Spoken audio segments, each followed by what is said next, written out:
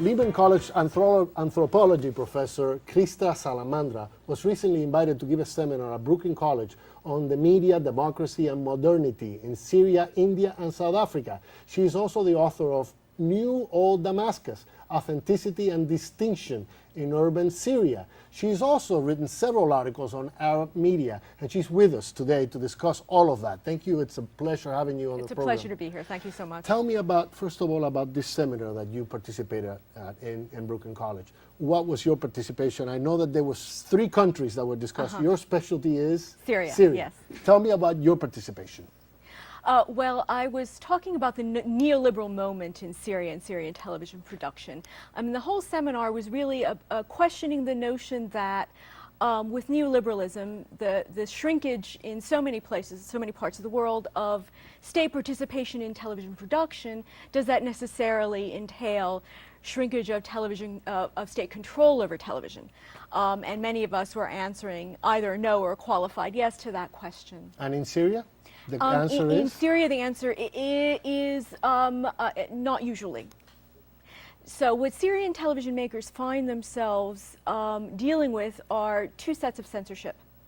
One is the Syrian state censorship, which continues, although it has tapered off in recent years with the rise of private production companies and the shrinkage of state involvement in production.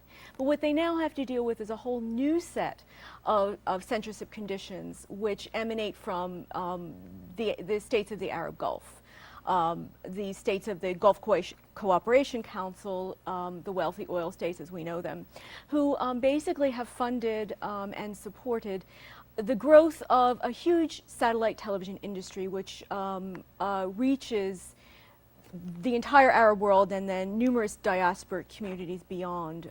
Here in the United States, people who have satellite dish have access to this, and Arab communities in Latin America have access to this in Asia. So this network that covers the whole Middle East and beyond. And beyond basically overrides what they're doing in Syrian television? Absolutely, absolutely. And people, satellite television access has increased dramatically. Satellite dishes, most production is free to air. Most broadcasting is free to air. Satellite dishes are increasingly inexpensive, and many, many more people, even people who are at the margins of, say, urban society or are fairly impoverished, still have access to satellite television. So what does that do in terms of like keeping a country together? Is it more like a region now in terms of the media? Well, the funny thing is that what television producers are now boasting is that they've been able to do what the Arab states have not been able to do, which is unify. Is create an Arab nationalism. You know, really foster a notion of an Arab state or Arab unity. Is that good for America? It could be. It could be, depending upon how this develops. Because we do hear about this pro-terrorist networks that are out there promoting anti-American sentiments. Well, this is where television drama is so important, because so much of the emphasis that we have, in fact, Arab media generally, even in the academic world, Arab media equals Al Jazeera and satellite news channels. Absolutely. But in the Arab world itself, television drama is very important and may well supersede in significance television news. Okay. I mean, it's really where people explore ideas, where they, both in the series themselves and in the discourse that take place around the series, both in the media and in private conversations, they really explore often very sensitive taboo subjects, and the range of subjects is wider and more far-reaching. Do they deal with politics? They absolutely do deal with politics. They deal with state corruption. They deal with inequality. They deal with gender issues. Are these soap operas? Or? They are soap operas. They're like telenovelas. Okay, is what telenovela, they're Syrian style. They're mini-series. Okay. 30 episodes, and that 30-episode structure has grown up around the season of Ramadan, which is the fasting month. So on consecutive nights during this holy month, families gather, expatriates return, people in cafes and restaurants will all tune in to these televisual offerings, which are broadcast during this peak television season, which is very much like the Christmas season in American circles.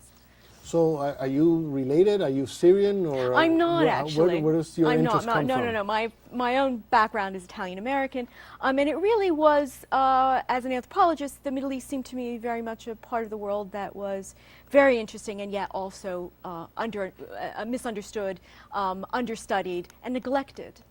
What can the United States do to improve its image through television in the Middle East?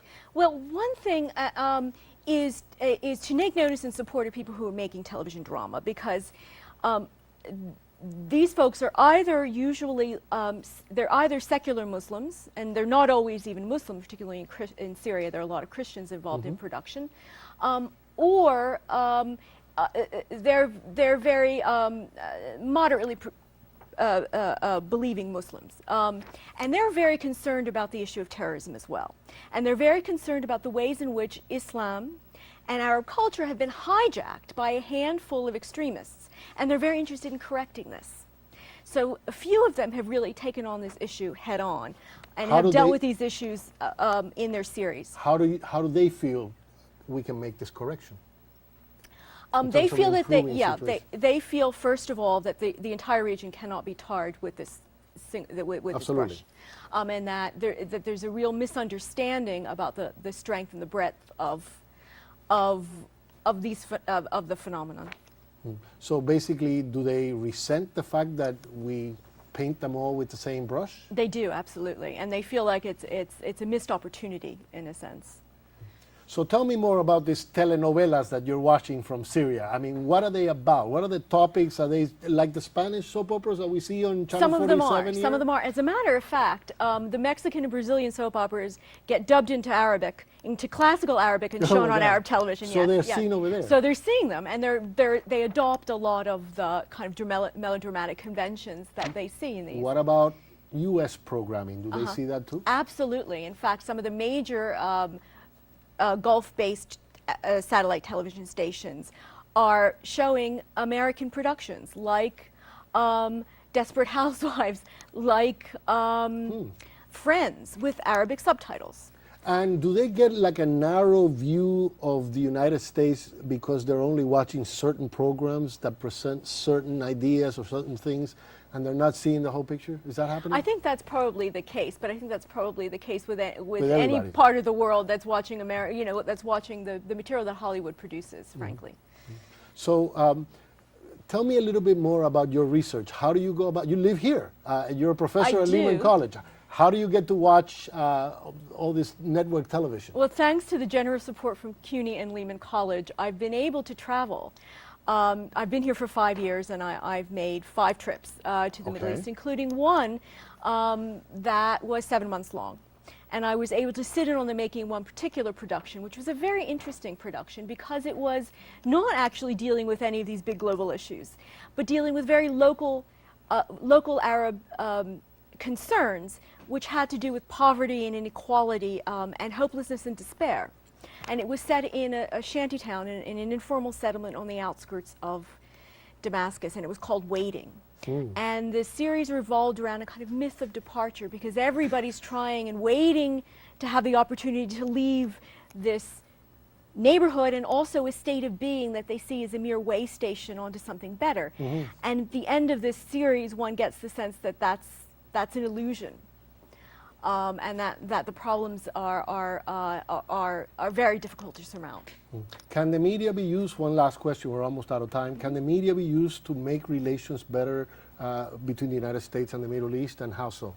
Absolutely, and one thing I've been really hoping for is that some of these series manage to make it in some way, shape, and form on American television, either on PBS, so that we get a better understanding of them. Absolutely, absolutely. Because they're watching us, but we're not watching them. Absolutely, it's a really skewed relationship in that way.